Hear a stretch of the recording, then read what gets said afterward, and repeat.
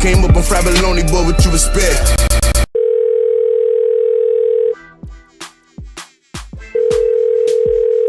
Hello? What's up, bro? Ah, man, not much. Same old. What's going on with you? Same shit, different toilet, bro. I feel it. And to all of our listeners, if you haven't forgotten, this is Tim and TC. And it's your boy High IQ. And this is the Fried Bologna Podcast. The podcast that's as random as Facebook, giving away all your privacy data, really not caring, and then pretending like they actually care. Crazy. Facebook sold us all out, man. Yeah. Zuck don't give a fuck, man. Yeah, he cashed Zuck out, man. Yeah, before Zuck that is has couldn't have any less fucks. Right? Wasn't there a transcript on him once saying some shit like, basically saying people are idiots and they don't know that we're giving their information away for $12 a person or some shit like that? Something along those lines, yeah. Like it's on you guys. You guys are using Facebook pretty much. But yeah, there you go. We been known Zuck was kind of soulless. Like he just all he really cares about is the money and just having Facebook take over the world. So it wasn't really a surprise. The dude does look soulless when you see him.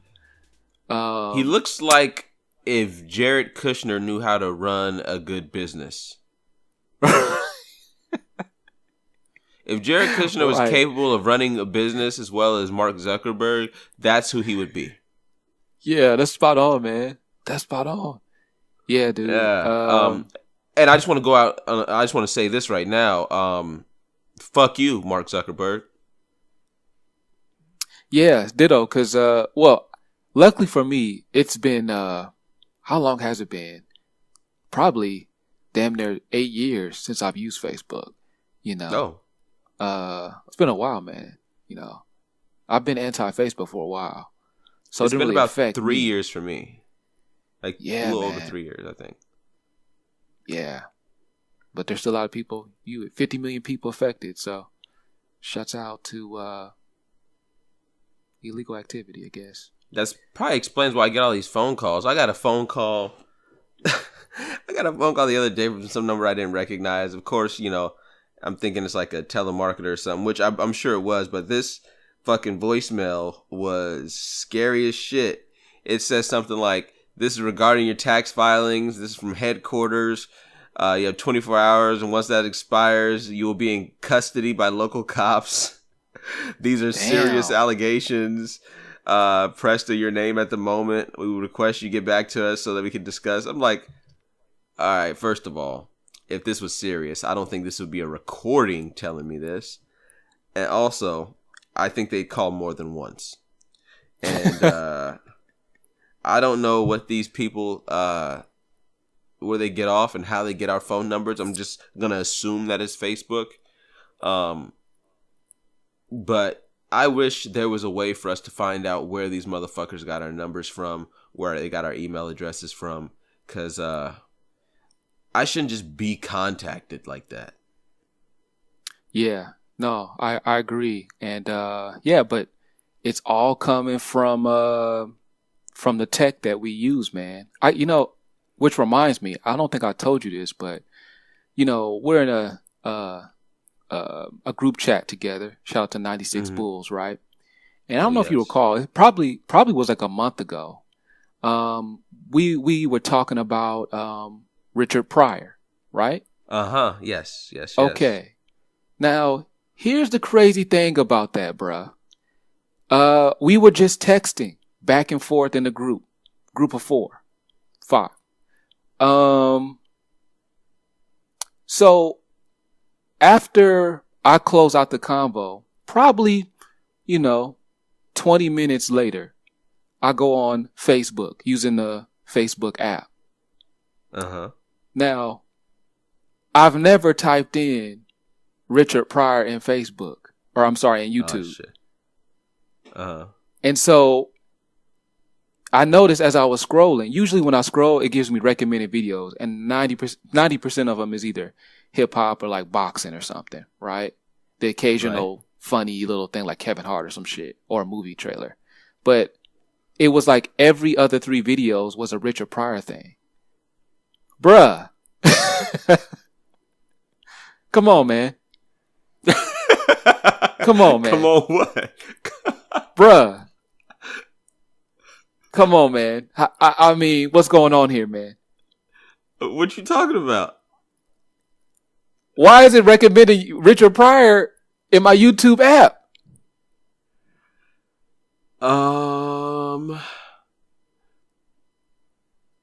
Well, I have a guess. Come on. I have a guess. Maybe because didn't we talk about Richard Pryor on one of our calls? And didn't we upload a video to YouTube? I'm glad you said that. This was before the call. What? Yes, this was before the call, bruh. This is before that video went up. That's the thing. Well, that could be cookies, man. All right, man. Hey. Could be. Maybe I'm be paranoid. Facebook. Fuck Facebook. Maybe I'm paranoid, man. Yeah. Yeah. Or Google, whatever. Yeah, all of them. Fuck all of them. Oh, well, except for Google. I fucks with Google. I mean, you know. So the same shit. But yeah, go ahead. As you know, I've been kind of more or less in and out of town over like the last week or so. But most recently, I was in like Tahoe area. That's like northern Nevada / northeastern California, I guess. So by the way, the people live in the Tahoe, Truckee, those towns. I don't know why people live out there. I would never want to live out there ever. Living out there looks like it fucking sucks. I'd be a drunk or on meth if I lived out there, which I imagine most people are living out there. It sucks out there.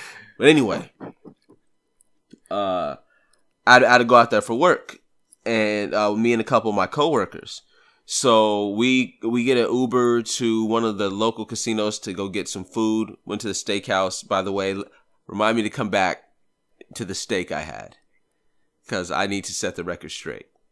Oh shit! Anyway. Here we go. Okay. So as we're going there in the Uber, like, I'm in Tahoe and it's snowy up there. It's like, you know, there's snow on the mountains, snow on the grounds, like it's snow everywhere. And I noticed off of the like buildings and homes, there's these sharp ass icicles hanging off the homes, and I'm like, man, that looks dangerous as fuck. If I had to walk under those, I would run under those. So I would, you know, in case one fell, it wouldn't impale me, and I'd be on 1,000 Ways to Die. So, shout out to that show. Yeah. So I asked the Uber driver. I was like, listen, I know this question is gonna sound a little wild, but I'm genuinely curious about this. I asked him, how many deaths per year are caused by falling icicles? And so, me being the out of towner, right? That seems like a legitimate question. IQ, does that seem like a legitimate question to ask to you? If you're noticing all these icicles, legit to me. That seemed legit to me. So, the Uber driver takes a pause, and he goes, no, that doesn't happen often. I don't hear anything about it. And he answered it in a way like, what kind of stupid ass question is that? Kind of like in a condescending tone. And like how dare he talk about my snowy ass, shitty ass city like that? So, or excuse me, town, because it's far from a city. But like I was like, all right, okay, I'm just asking. It's gotta happen. So, needless to say, I need to do some research so I can prove this man wrong, because I know motherfuckers gotta die from that shit. There's got to be some kind of record of that. What if you look it up and it's like up there with tobacco? It's like an Well, epidemic going on. if it was up there with tobacco, there'd be nobody left in Tahoe and Truckee. There'd be nobody left. Everybody would have been impaled. It's like the town doesn't know what to do. Yeah. Hey, yeah, that's interesting. But yeah, that was a solid question. I mean, how are you supposed to know? Yo, I don't see icicles every day. You know what I'm saying? Like, it seemed like a very legitimate question. Yeah, man. So, if the Uber driver is now listening to this, you didn't have to be an asshole about answering my question. Yeah, man, that was fucked up, man. But so let me tell you about this steak. Oh God! All right, here we go. So we go to the steakhouse, nice steakhouse, supposed to be one of the best in town. It's Tahoe Truckee. Come on, one of the best in town is probably like, you know, San Francisco's worst steakhouse. But anyway, so I order the lobster and filet mignon, right? You know, it's on the company's dime. I'm eating. So I asked for the filet mignon medium well. Now, I know for some steak connoisseurs, that might be a little overcooked for a filet. But again, that's how I like my flavor. So I get it back. I start cutting into it. I realize this steak is way more medium than well. Like, I'm chewing into this, and IQ, I'm going to be honest with you. I'm going to be perfectly honest with you. Mm-hmm. I will never eat a steak like that again. If it is undercooked, I'm sending that shit back. It was mushy in the middle. It actually wasn't. I didn't taste any more flavor. It was actually a little more chewy. Like, I felt like I was eating a raw piece of meat. I should have asked for them to butterfly it, and that way it would have been cooked to the right temperature.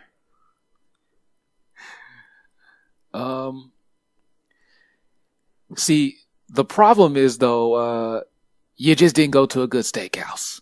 That's the thing. Oh, so now it's not a good steakhouse. You just moving the goalposts. The middle of nowhere, you know, it's not like a 5-star restaurant. You gotta go to like a Mastro's or a Ruth Chris and then try that. It's just simply better. But we always talk about this. At least go to a 5-star restaurant and try it medium rare. Try it like that. Ugh, fuck that. No, I'm not trying raw steak. Medium rare. Hell no. That's seared. Hey, wait. So wait. Does this apply to steak only, or is this like hamburgers and shit too? Hamburgers are medium well. Oh, okay. All right. So you're not too crazy with it. All right. Yeah. Yeah. If it's quality meat, medium well. If I know I'm going to like a shitty burger place, I'm asking for well done if they even offer me a temperature. Yeah, same here. Yeah. Yeah, like if I'm going to like, you know, Billy Bob's Burgers on MLK Avenue, you know, it's like, yeah, murk that shit. Murk it. I hear you. Yeah, man. Hey, what's up? I wanna run something by you really quick. Now, you know, we're both hoop fans here, and as you know, it's March Madness, and it's it is. a lot of good basketball on men and women's hoops, right?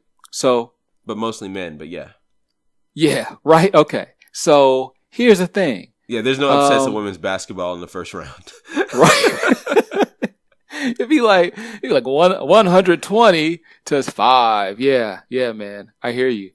I don't know if it was NIT. I'm not sure, but I'm scrolling through the channels, and I'm not reading. I just see basketball. I click on it, and it's women's basketball. Gonzaga versus Stanford. and one of them was ranked number 15, and one of the other was ranked number 2, right?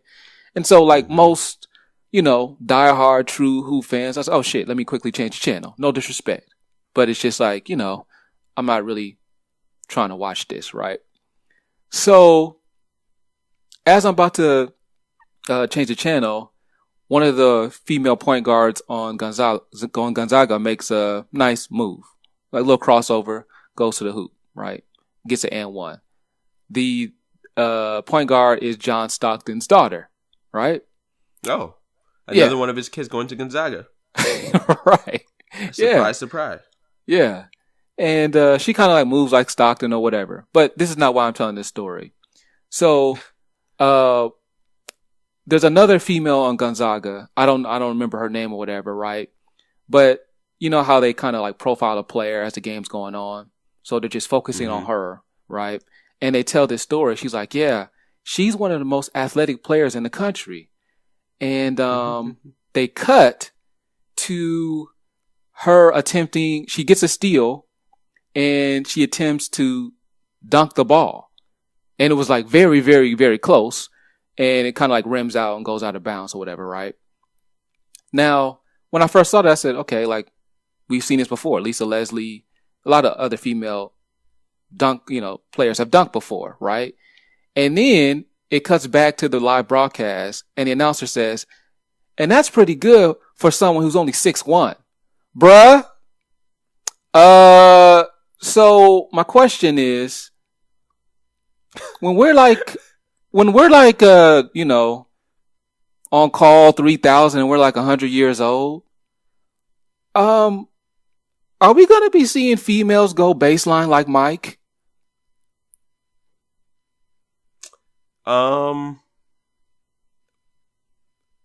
Wait, before you answer, cause look, I know a lot of 6'1" dudes that can't dunk. This dunk was very close. This dunk was like, oh yeah, like she gets up on a regular and she can throw it down. She just kind of, it's a struggle still. It's a struggle, but she's 6'1", bruh. Go ahead.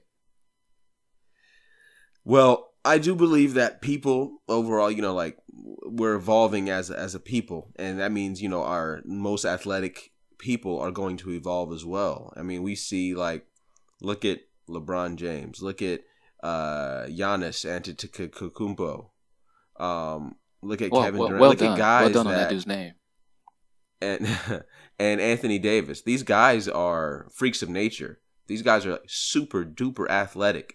They're super tall, super athletic, super lean. Like these guys move around like we were used to seeing, 6'1", 6'2" guys move around. Mm-hmm. So it doesn't surprise me that women athletes are evolving too. I mean, shit. These athletic men are fucking somebody. You know what I'm saying? Those genes are going to pass down to these women too. So, yeah, I mean, makes sense. Listen, my daughter is above average in height. She's long, she's lanky. If her mom is tall too, and if she's anything like her father, being athletic and whatnot, she's going to be an above average athletic woman if she decides to, play sports. Then again, there's a chance she can get her mother's athletic ability, which is not any. So, and that's no shot. She just was never an athlete.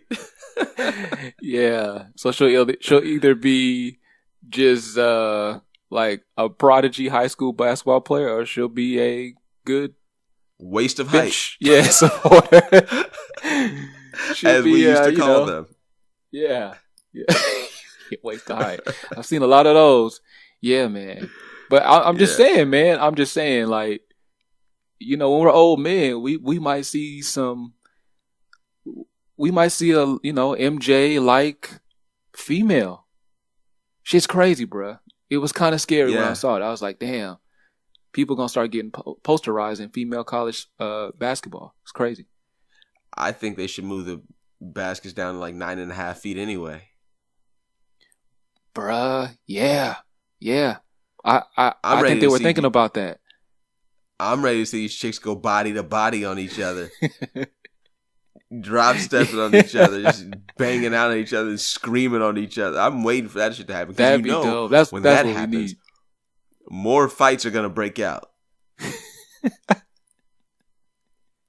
I'm ready for it. Make it happen, whoever the commissioner is of the WNBA. Get it done, NBA. Giving it $4 million a year. Yeah. Crazy. Get it done. The league that keeps your league afloat. Oh man, yeah, we're gonna have people coming for our neck for this one. But yeah, it's the truth. It's the truth, man. Yeah. Hey, we're fans. I'm a fan of women hoops. Not like I am of men hoops, but I'll watch a WNBA game or part of it, a little bit of it, the highlights mainly. Yeah, I watch the highlights. Yeah. Hey, they're superb athletes as well. I respect it. It's just not as exciting as men's basketball, and I'm sorry. But that's the way I feel. Yeah, I mean, with the whole dunks and, just faster play, Pace. It is what it is. Yeah. So, but once, you said like call 3,000 or 100 some years old, I believe that you guys will be, the women's NBA will be where it'll be more athletic. By that time, women will be faster, dunking on each other, screaming on each other, all that shit. So I can't wait. I'm looking forward to it. Now speaking of athletics and basketball, I'm sure you've heard about these allegations of Bron being on them power pellets. Just thoughts on that? I think I heard something about that. And listen. I'm going to say that while I do believe all athletes are on something, majority of them are, I kind of feel like this is more so just a grab to throw LeBron's name in the mud and shit and try to hurt his legacy. I think the dude's just an athletic freak, and he takes amazing care of his body, and he's an ultimate professional. So the longevity is just a result of that, the durability. Listen, I'm not the biggest Bron fan. You know this, TC. You know this, and our listeners do as well. But let me say this. As a basketball fan, don't make the mistake that I made with Kobe. Don't underappreciate this man's skill at the end of the day. He still is one of the best. Arguably one of the greatest of all time. Right? One of the GOATs. Uh-huh. We gotta enjoy this man. This dude is getting way too much hate. Way too much hate. And they're trying to reach for anything and everything now. I just don't fuck with it, man. That's all I'm gonna say on that. Yeah, and I'll chime in just for a second. Bron's my favorite player in the league. He's my second favorite player of all time. It was going to be Derrick Rose until his monumental fall off, but we've already talked about that. I had the privilege of seeing Bron in person last week, and he is just a freak of nature. No more, no less.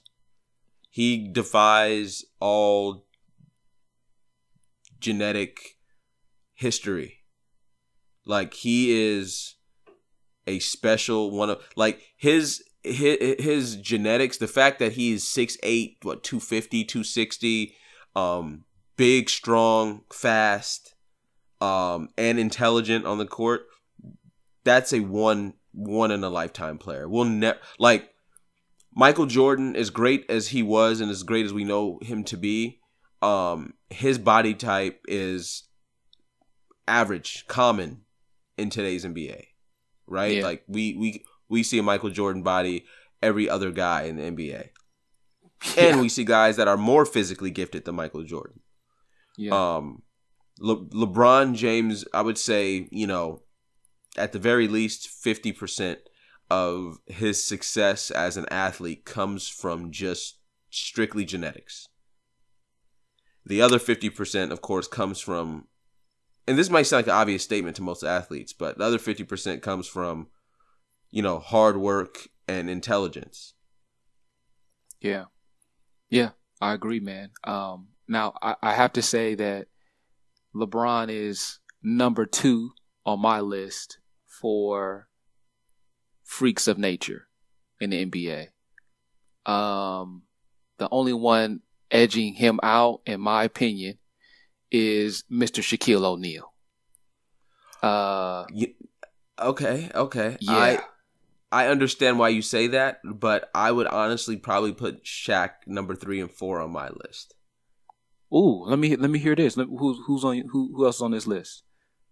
So number 1 on my list is actually Nate Robinson. He is a freak of nature. He is one of the most athletic people we've ever seen. Ever. Now, if you're not familiar with Nate Robinson, I'm not going to go through his catalog of athletic moments. Just do your Googles. Number 2, at worst, is LeBron James. I think you could put him in number 1 as well, but number 2 would be LeBron James. Number 3 would be Allen Iverson, and number 4 would be Shaq. Wow. See, I hear what you're saying with Nate, but the only thing with Nate is, I mean, yeah, he's athletic as fuck. But we've seen it before. Spud Webb. We've seen it before. Small guy Spud Webb was not as fast as Nate Robinson. He wasn't as strong as Nate Robinson. I'm willing to guess Spud Webb. I've never really seen highlights of Spud Webb dunking on people in games. I've seen him, get a tip dunk or some shit like that, or a fast break dunk. But I've never seen him dunk on people in games. Now, if it exists, I just haven't seen it. But we need I think I might have seen it by now in highlights. We need to check Google think on I that. I'm not sure. Yeah. But as far as freak of nature, a guy that is 5'7", right? But like for the most part, frail looking. Like usually guys that are that small, that are that explosive, they usually do tend to look like a Nate Robinson. Like a little bit of more muscle on them. Like Spud was like frail looking, bruh. Right. But I mean, look, the reason why I'm putting Shaq number 1 is just simply because I'm not gonna lie. Prior to that 30 for 30 that they had on Shaq about a year ago, I forgot. I kind of forgot them Orlando days when he was slim and trim and he was 7'1", 300, right, leading the break, dunking on Ewan and Robinson and talking shit to him.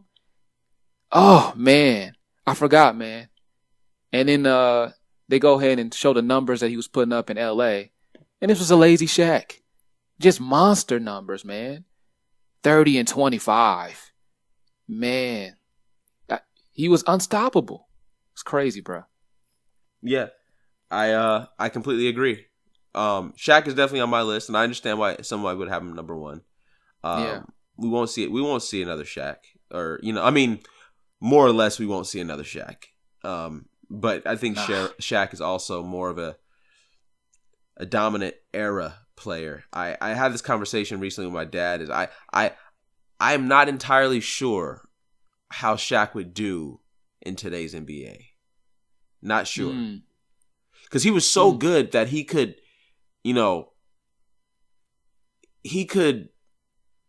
he would dominate offensively any post guy.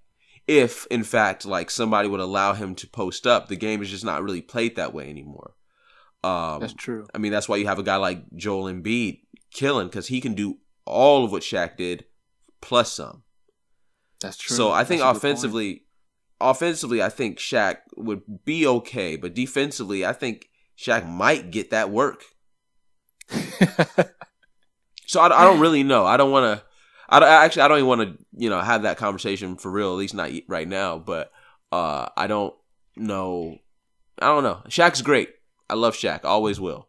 But his game might be just a good game for an era. Yeah. Shout out to Shaq. Yeah.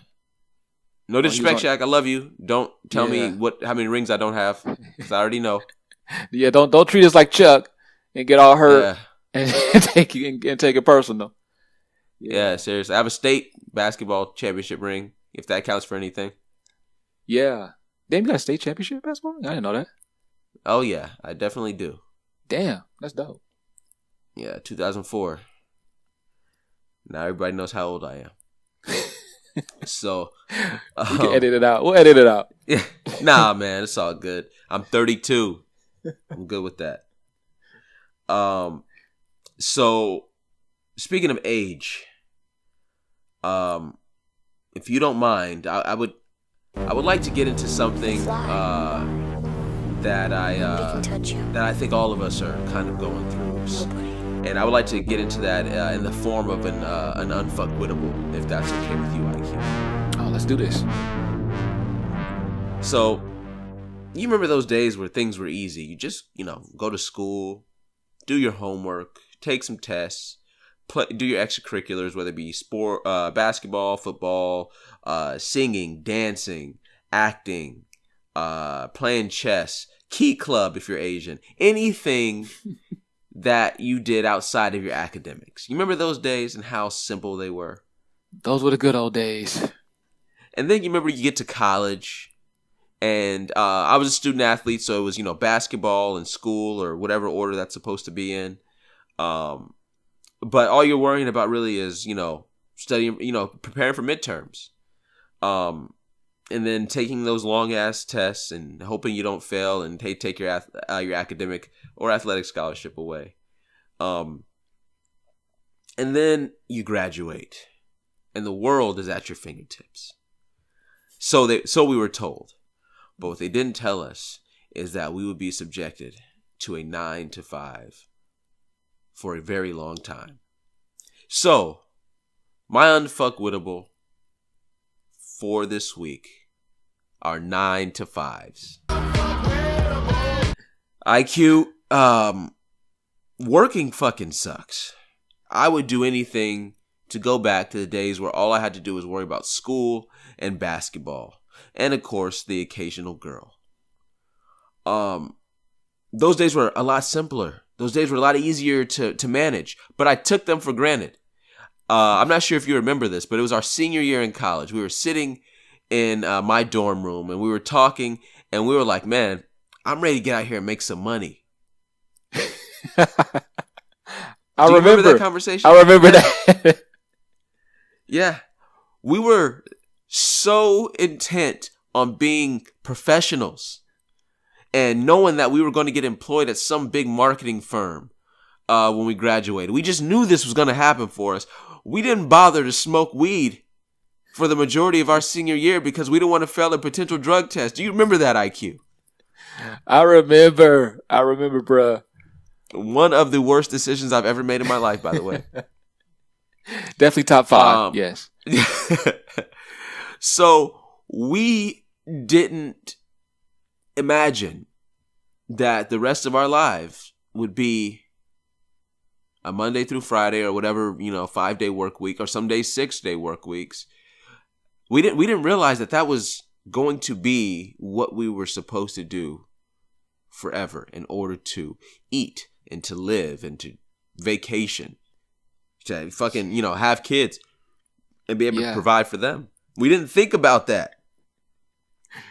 Working for the rest of your life is a lot longer than going to school. A lot longer. So, to all my 9 to 5ers, to people who are listening to this podcast on the way to work right now, or listen to it while they're at work right now, do this. If you're on your way to work, turn around, go home. Do whatever the fuck you want to do today. If you're at work, go home sick. Do whatever the fuck you want to do today. Maybe even do it tomorrow. You know why? Because you're gonna be back the next day. You gotta go back. No matter whether you want to or not, you're gonna go back. You know why? Because you like to eat. You like a roof over your head. You like to buy shit for yourself. This whole thing is just a fucking vicious cycle that you're never gonna get out of. It sucks. I'm here with you. I work a 9 to 5 myself. And let me tell you, it's awful. So, to close out my unfuckwittable / venting / fucking up everybody's day. 9-to-5s are the worst thing to ever happen to our society. Yeah. That is all. Yeah. Stay in school, kids. As long as you can. Yeah, man. I agree with everything you said, bruh. The 9-to-5 struggle is real. So, it's just mentally, physically, spiritually drains you. You know, sucks the life out of you for the most part.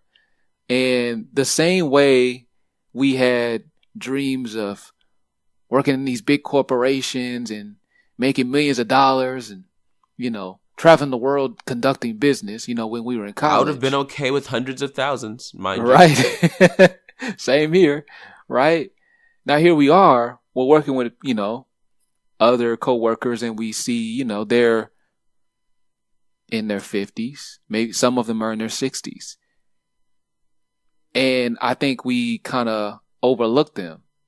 That very well, unless something drastically changes, that very well could be us in 30 years. Yep. You know, coming to work pissed off. Like, I'm over this shit, but I'm still coming, you know? Yeah. Why are you still going? I still need the money. Exactly. You have to. Oh, man. Yeah, man. It's vicious. It's a shitty realization to come to, but if you accept it early enough, you can actually spin it into a positive. I don't know what that positive is, but you can attempt to spin it into one. Yeah. That's TBD. Yeah.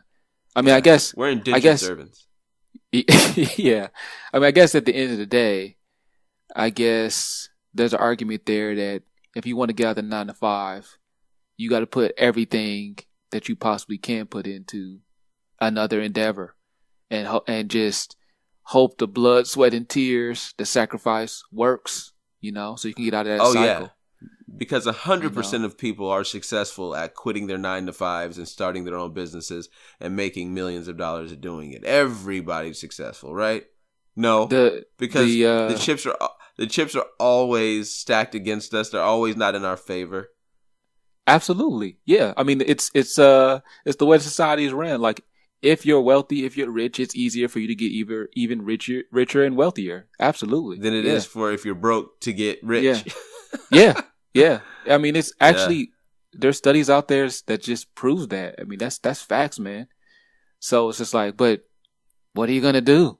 You gotta take a gamble every now and then. Hopefully that shit pays off. You do. You know, crazier things have happened. This kind of reminds me of let me finish this story really quick. Yeah, finish. I'm sorry. It reminds me of these motivational talks you see on YouTube sometimes. You know, how bad do you want it? How, you know, all that type of shit, right? You gotta want it as bad as you want to breathe. You know, shit like that, right?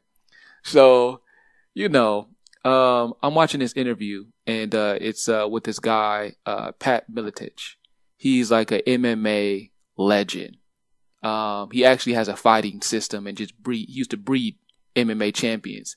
Dude's legit as fuck, and he's a tough ass guy. Like, most of the interview was him telling stories like, yeah, when I was in Iowa, I got in this fucking bar fight. It was like, you know, 1 against 6. You know, had my skull split open, but, you know, luckily I was able to walk out of there. Shit like that, right? Stuff that me and you can never dream of telling, right? So no, I wouldn't want to. I don't like fighting like that. You know, all these like tough guy stories, right? And then so he was talking about like how bad he wanted to be a UFC champion. So he tells a story about how he goes to his I think it's his mom or his aunt's house or whatever, right? And they're in Iowa. It's freezing cold. It's raining and snowing most of the day. And he has like this small ass basement he's living at the time. And literally water is coming up to his feet. And he said, right there, I just made a fucking decision. You know, I go to my drawer. I take out a pistol. I empty out all the bullets except for one. I cock it. I put it back in the drawer. And I say to myself, I'll become a fucking UFC champion, or I'll return to this shit and pull the fucking trigger. Jesus Christ. Dude goes on to become one of the greatest UFC fighters of all time. Yeah, that's how bad you gotta want it. If you think you're working hard, slap yourself. If you think you want it, not working slap hard yourself. Because the only other recourse is to kill yourself. So yeah, work harder than you think you're working. Yeah, I'm not sure if I've ever wanted anything that bad. Yeah, I was like, no, nothing for me. Good God, yeah. Sorry to tell that story. It's crazy, bro. Yeah, shouts out to hard workers. Yeah. Damn. I've got a funny story for you. And this actually happened when I was young, and I'd be damned if I don't remember why this came to my mind just recently. And once you hear the story, you're like, what were you thinking about for this story to come to mind? Because I don't really know. Sometimes I'm high. I don't know. So anyway, also, IQ, ignore that FaceTime call that you're receiving right now. I accidentally pressed that button on my phone. All good. But anyway, the story. So I remember we were young. It was me, it was my brother, and it was one of our neighbors. I'll leave his name out. It's not important. So we're all talking, and you know how young boys, well, actually probably young kids in general. I just didn't hang out with very many girls growing up. Eventually we start talking about what condoms were. We didn't know what condoms really were because we were super young. We weren't fucking nothing. So my buddy, our neighbor, he says, yeah, condoms, they go over your penis till you have sex with a girl. My mom has this thing that tests condoms. You put the condom on it and you turn it on and it shakes really hard to see if the condom's gonna break.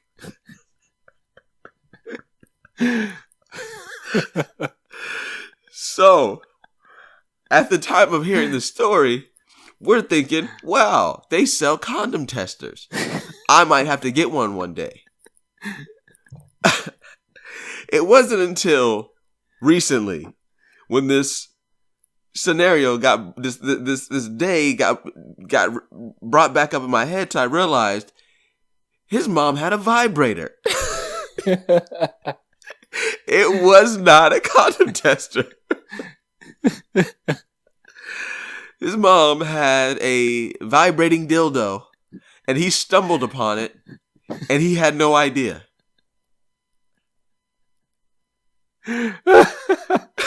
Yeah. The funny thing about that is, he probably came to that realization is around the same time you did. Probably literally seconds within each other. Like, oh shit. He touched it. It was in his hands.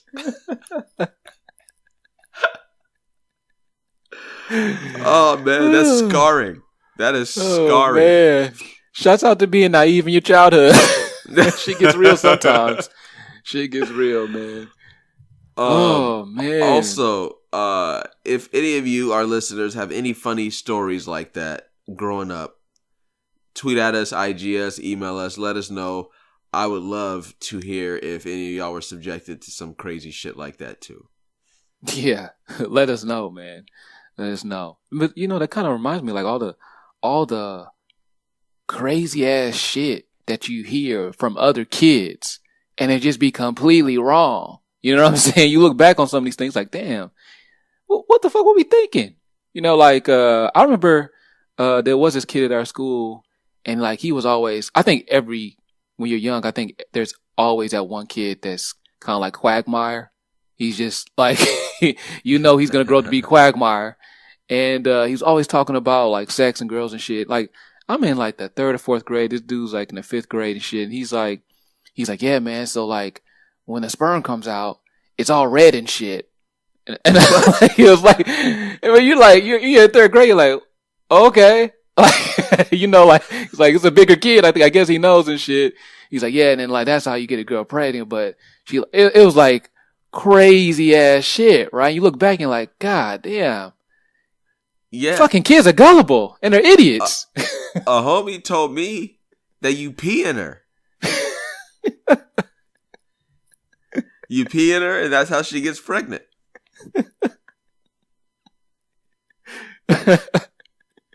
We don't know shit. We don't know shit, man. Completely clueless. But that's why it's fun being a kid, man. Learning shit. Yeah. With minimum repercussions, man. Shit, man. That was the life. Yeah. Shit. Now you jaywalk, you getting your ass beat. You jaywalk, you getting your ass beat. As a knowing adult, shit. Good luck. Yeah, man. Yeah, oh man. Almost forgot. I want to shout out the Relationship Podcast. They've been out here doing their shit, man. The podcast is really good. If anybody hasn't listened to it yet, again, it's a Relationship Podcast. It's a podcast about a gay look on straight relationship. No, a gay look on relationships. Excuse me. So they shout out, other gay couples, married or just dating relationships. They get into the details of relationships being gay that me, a straight guy, would have never even thought about or thought to concern myself with. Very interesting, informational, educational podcast. Also funny from time to time. And it's not Tony. He's not funny at all. It's my brother Marco. So, shouts out to that podcast. Y'all keep doing your thing. Yeah. Shout out to Marco and Tony. Really, two really smart guys, really funny guys, I have to say. They were really good guests on our show when we had them a couple months back. Yeah, really cool dudes. Big shout out. Yeah, y'all keep doing your thing, man. So, anyway, now that that's out of the way, I suppose. What else has been going on with you, man? Man, you know what, man? I just be on that grind. It's as I alluded to in the previous call, it's hard out here, living in Cali, as you know as well. Yes. Bruh, I'm going to this traffic, bruh. I know I talk about it a lot, bruh, but this traffic, is killing me, bruh. And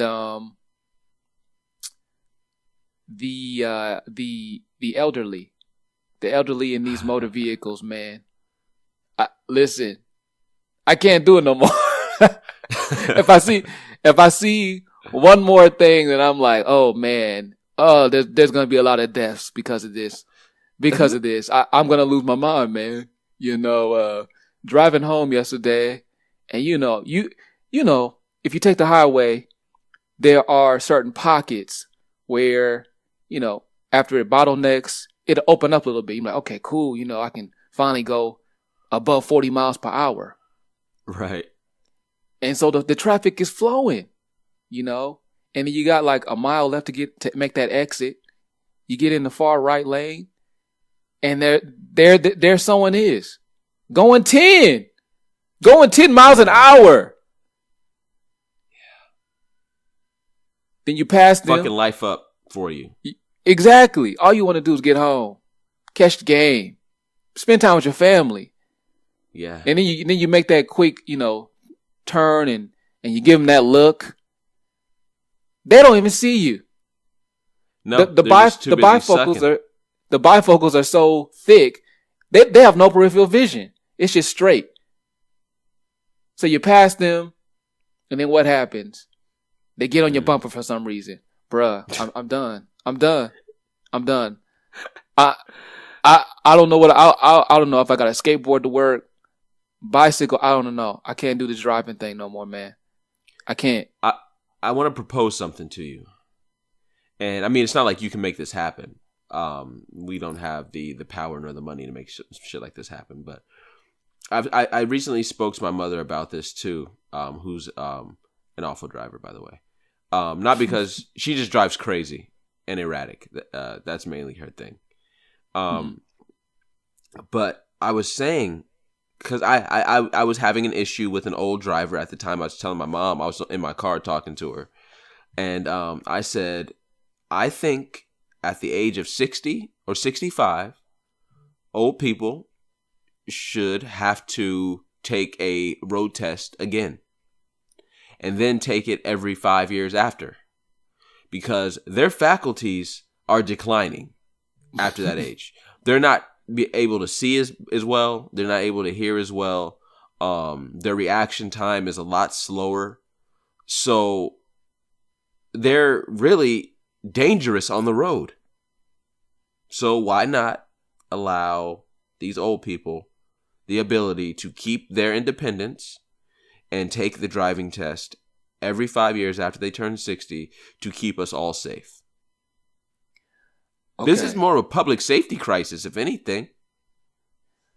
Okay, I'm with you there, except I gotta take a step further, bruh. 65, you're done. You're done. 65, it's mandatory Ubers. I'm sorry. We got to think about our children. We got to think about our children starting careers of their own and building families of their own. And we can't have all this death and destruction around these highways like that. 65, you're out. Mandatory law everywhere. Get it done, Trump. I'm sorry, bruh. Yeah, man. Well, but wait, real quick. Speaking about the elderly, man. Like we're still, for the most part, young guys. Right.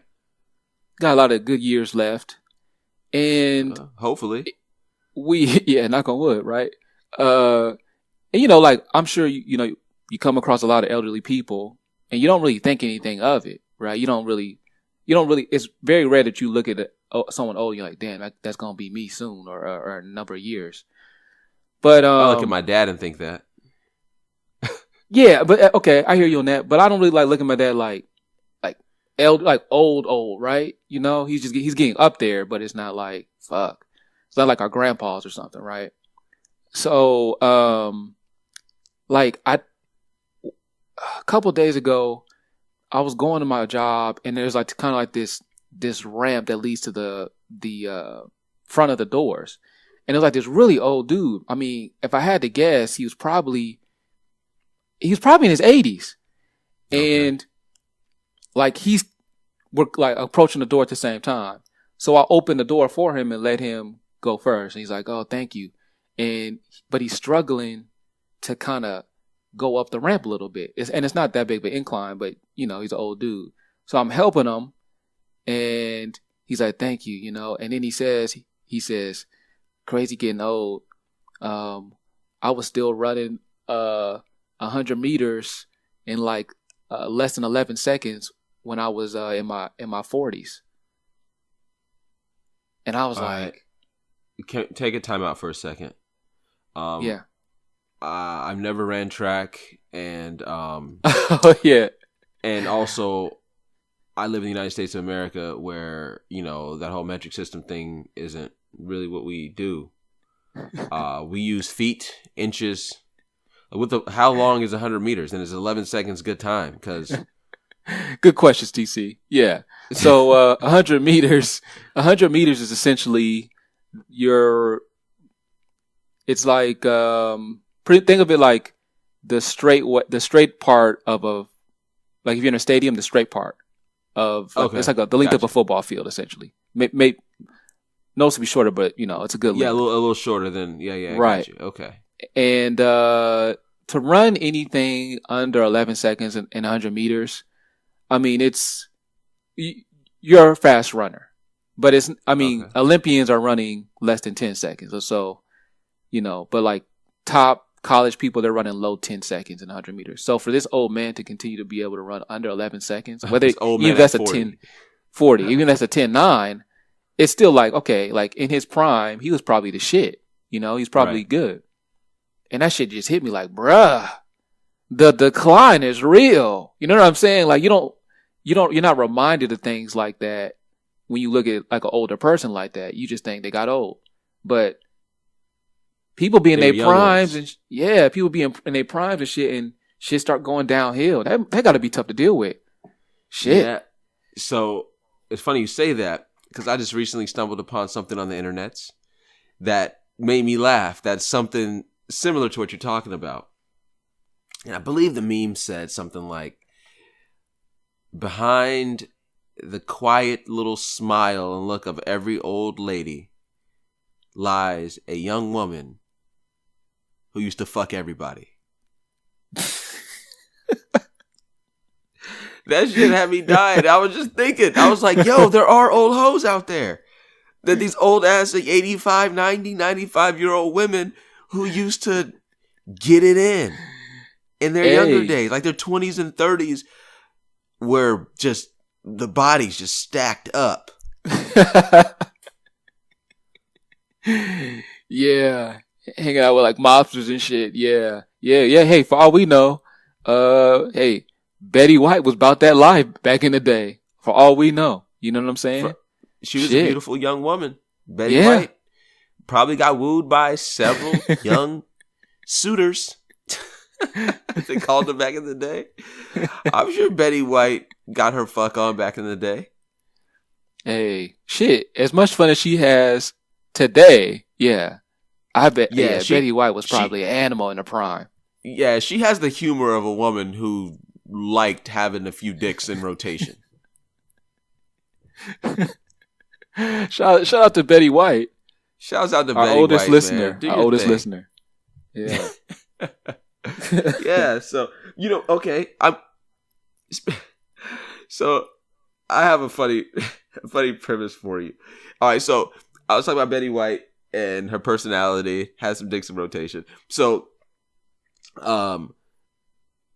there's this lady at work.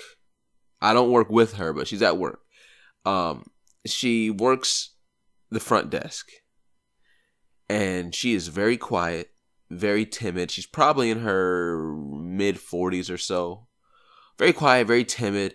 Like if she's working and you approach her and say, "Excuse me," she'll jump because she's scared. Like you know what I'm saying? Like she's super fucking timid. She has kids, right? Mm. And the first thing I'm thinking is, how did her husband fuck her? As scared as she is, as timid as she is, as shy as she is, like, how did somebody first penetrate that armor and then penetrate her?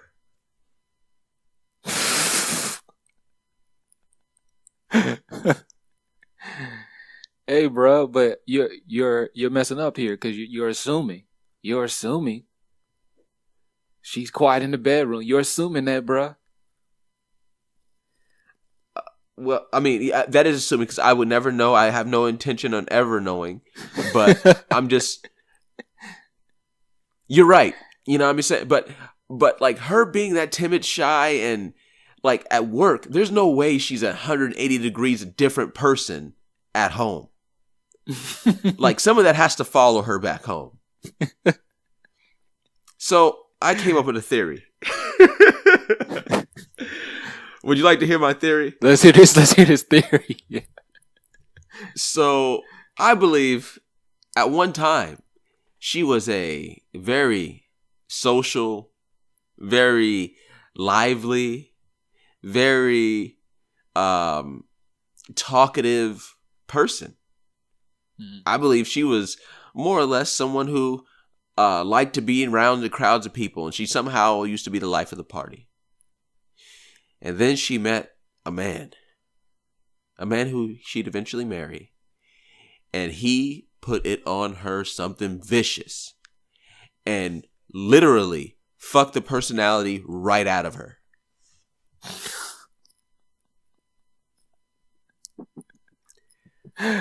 And if you ask her about it, Like, hey, I remember, you from back in the day used to be so, lively. So, you were always the life of the party.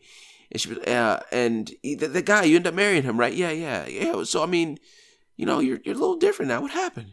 Well, to be quite honest, he fucked my personality away. He fucked me so good that my personality left my body. I think that's a real scenario. I think that could happen. I'm gonna keep it like 100% real with you. That might be one of the most random ass theories I've ever heard in my fucking life. Like, probably only behind flat Earth. That's very random. I had no idea it was gonna go there. I thought it was like some deep introspective shit. Yeah. I don't know what to say to that. Listen, man. My thinking is not always entirely wrapped tight.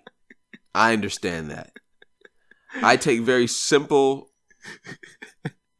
answers to simple questions and convolute them just to make a story more appealing in my mind. Tim, and man, to me, that's the TC's most appealing theories. story. Yeah.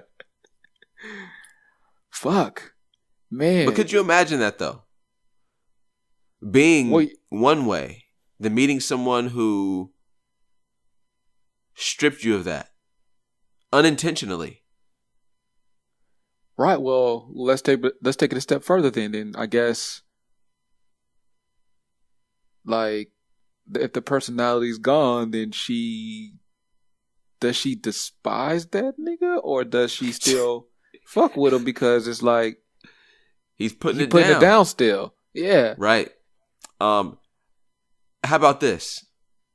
I'll ask you this to answer this question. Imagine she resents the guy, right? Mm-hmm. They divorce. Mm-hmm. She meets a guy who fucks the personality back into her, but he's whack. He's the complete opposite of what she wants in bed. So, I mean, does she go back to her ex-husband? I guess for this hypothetical situation, we would just have to know what she prioritizes. Good dick or good personality. Right. And based on the evidence that we do have, I don't think the personality's high ranking in the times we're living in. So yeah. And with this particular woman at work, apparently she can give a shit about her personality.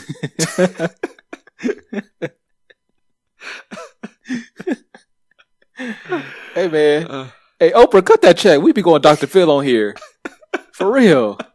We breaking barriers. We bringing mental barriers on fried bologna. Yo, this is probably the most random shit we've ever talked about on fried. This is fried bologna at its finest, right here. Yeah, we've been all over the place. Shit. But listen, man, we've been gone for a week, and honestly, that week, not dealing with the podcast, I felt like something was really missing in my life. Go on. I'm here for you, TC. That's all. Okay. Yeah. I thought we were about to have a moment, but no. I actually gotta agree with you, man. It was weird. Not doing our usual weekly call. It did feel. I felt like something was missing. I feel like my ring finger got cut off. You know what I'm saying? Like, you know what? I'm gonna go with like the pinky. It felt like the pinky was cut off. You're still functioning, but it's like if I had a pinky, it would be better. That's how I kind of look at it.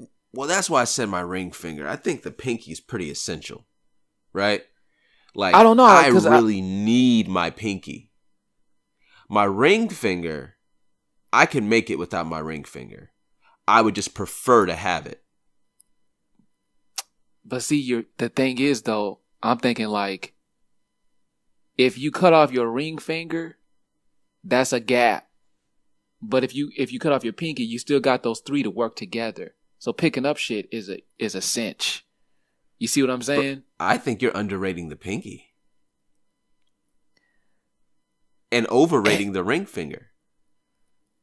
Am I? I mean, just aesthetically, if you're looking at it, I feel like we both would be cooler with having a pinky gone because there's no gap. You know how difficult it'd be to shoot a basketball without your pinky? To grip a golf club without your pinky? I hear you, man, but I mean, your pinky's like, the other side of your. It's the other balance of your hand. I hear you, but I'm going by like, look, if the Yakuza is kicking ass still without any pinkies, I'm feeling like maybe they're onto something. Maybe they know something we don't. We're not talking about cutting off an entire knuckle. You can still punch somebody without a finger. But they holding you know, they holding guns. They holding swords. I mean, maybe this is strictly just movie shit, but at least from based on my experience, what I've seen, man, fuck the pinky. All bro. right, well, I don't know. maybe we'll just leave this up to a poll to see what the people think. I personally think the ring finger is less essential than the pinky, and you think the pinky is less essential than the ring finger. Yeah, let's run the poll, man. Let's run the poll. What's the most important finger, the pinky or the ring finger? I say the pinky is more important. All right, man. The Yakuza, man, they're gonna be pissed. Hey, man. I don't want no problems with Yakuza. Yeah, we don't want no problems. That's not the fight I'm gonna pick. I'll stick to IG hoes and Drake. Yeah, no bite backs. And KD. So yeah, man, it's about that time. Yeah, man. Hey, it's been real, man, and you know, I missed you, homie. Same here, bruh. Same here. Glad to be back, man. Glad to be back. And as always, I just burped. And we're just a couple of suburban hood niggas out here trying to make it. Amen, brother. Amen. All right, man. You take it easy. All right, man. You too. Peace. Peace.